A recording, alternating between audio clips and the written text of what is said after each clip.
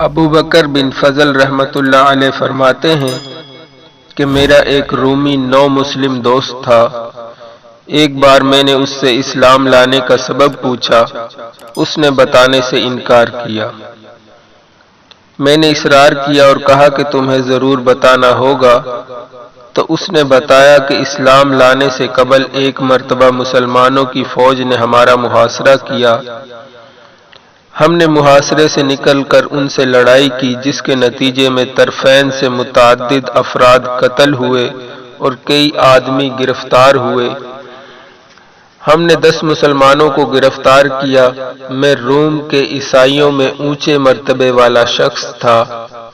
میں نے مسلمان قیدیوں کو اپنے نوکروں کے سپرد کیا تاکہ وہ ان کی نگرانی کریں۔ ایک دن میں نے دیکھا کہ ایک نوکر نے ایک مسلمان قیدی سے کوئی چیز لے کر اسے کچھ دیر کے لیے آزاد کیا۔ مسلمان قیدی نے نماز ادا کی۔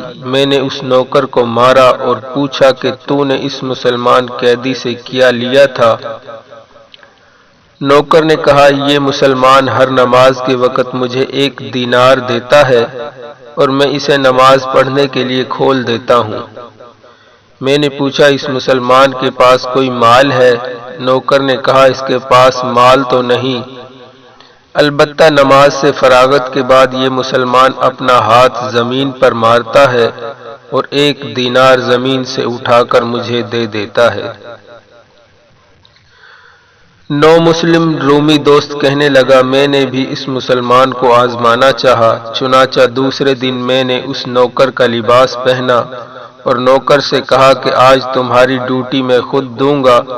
جب نماز ظہر کا وقت ہوا، اس مسلمان نے اشارہ کیا کہ میں نماز پڑھنا چاہتا ہوں اور اس کے بدلے میں تمہیں 1 دینار دوں گا۔ میں نے کہا، نہیں، میں 2 دینار لوں گا۔ اس نے کہا، ٹھیک ہے، میں تمہیں 2 دینار ہی دوں گا۔ میں نے اسے نماز کے لیے کھولا، اس نے نماز پڑھی۔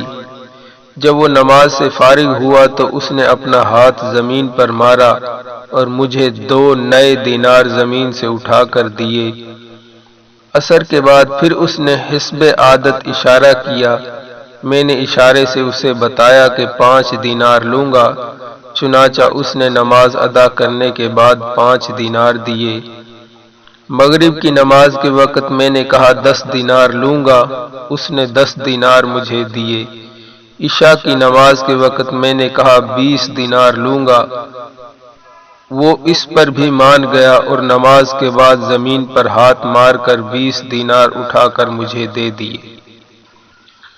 پھر اس نے کہا، جو جی میں آئے مانگ، میرا مولا غنی اور سخی ہے، میرا سوال پر وہ مجھے دینے میں بخل نہیں کرتا۔ پھر نو مسلم رومی دوست کہنے لگا، میں رات کو سو گیا اور میرا دل اس مسلمان قیدی سے بہت زیادہ متاثر ہوا۔ میں سمجھ گیا کہ یہ کوئی اللہ کا ولی ہے۔ میرے دل میں اس کی محبت و عظمت پیدا ہو گئی۔ صبح میں نے اس مسلمان بزرگ کی بیڑیاں کھول دیں اور انتہائی احترام و اکرام کے ساتھ انہیں کپڑے پہنائے اور انہیں اس بات کا اختیار دیا کہ چاہیں تو وہ میرے پاس نہایت عزت سے رہیں، اگر چاہیں تو واپس اپنے ملک چلے جائیں۔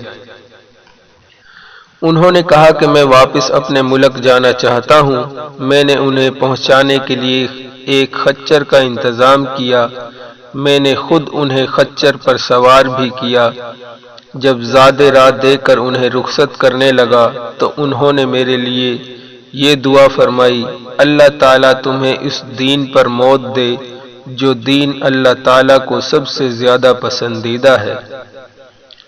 نو مسلم رومی نے کہا کہ اللہ کی قسم، اس مسلمان بزرگ کی یہ دعا ابھی پوری نہیں ہوئی تھی کہ میرے دل میں اسلام کی محبت پیدا ہو گئی۔ پھر میں نے اپنے غلاموں میں سے 10 متعدد غلام ان کے ساتھ بھیجے اور ان کی حفاظت و آرام کی تاکید کی۔ میں نے اس بزرگ کو دوات اور کاغذ بھی دیا اور اپنے مابین تعارف کی ایک پوشیدہ علامت طے کی کہ خط میں اس علامت کا حوالہ دینا تاکہ مجھے یقین ہو جائے کہ یہ خط واقعی آپ نے بھیجا ہے۔ اور آپ باخیریت و عافیت گھر پہنچ گئے ہیں۔ میں نے انہیں تاکید کی کہ آپ نے گھر پہنچتے ہی میری طرف خط لکھنا ہے، چنانچہ وہ روانہ ہوئے۔ نو مسلم رومی نے کہا کہ ہمارے شہر اور ان کے شہر کے درمیان 5 دن کی مسافت تھی، اس لیے آنے جانے پر 10 دن لگتے تھے، لیکن 6 دن غلام واپس آ گئے اور ان کے پاس اس بزرگ کے ہاتھ کا لکھا ہوا خط بھی تھا۔ خط میں وہی پوشیدہ علامت درج تھی۔ میں نے اپنے غلاموں سے جلدی واپس آنے کی وجہ پوچھی تو کہنے لگے، جس وقت آپ نے ہمیں رخصت کیا وہ بزرگ ہمارے ساتھ تھے تو ہم چند سیکنڈ میں بغیر تھکان و تکلیف کے منزل مقصود پر پہنچ گئے، البتہ واپسی پر مسلسل 5 دن کا سفر کر کے بڑی تھکاوٹ کے ساتھ ہم پہنچے ہیں۔ نو مسلم رومی کہنے لگا، میں نے یہ بات سن کر اسی وقت پڑھا، اشہد ان لا الہ الا اللہ واشہد ان محمدا عبدہ ورسولہ۔ میں نے فوراً کلمہ شہادت پڑھ کر اسلام قبول کیا اور اس بات پر یقین کیا کہ دین اسلام ہی سچا دین ہے۔